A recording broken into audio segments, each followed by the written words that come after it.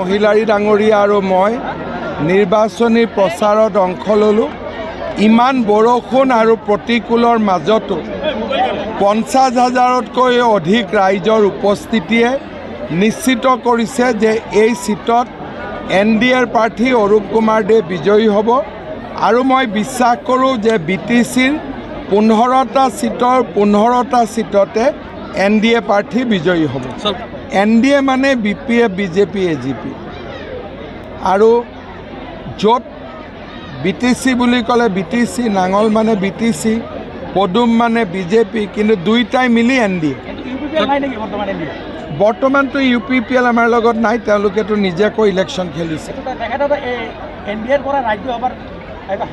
ঠিক আছে, মোৰ নিয়মটো হ'ল কি যে যোনে যি পাব লাগে সেইটো পাব লাগে, কিন্তু BTCৰ উন্নতিৰ কাৰণে আজিৰ দিনত BJP আৰু BPF লগ লাগিলেহে কাম হ'ব। গতিকে বেলেগ দল লগত থাকিলেওতো BTCৰ কাৰণে কাম কৰিব নোৱাৰিম। BTCৰ কাৰণে কাম কৰিবৰ কাৰণে BJP লাগিব, BPF লাগিব, নৰেন্দ্ৰ মোদী লাগিব, হিমন্ত বিশ্ব শৰ্মা লাগিব, হাগ্ৰামা মহিলাৰী লাগিব আৰু BTCৰ ৰাইজক লাগিব।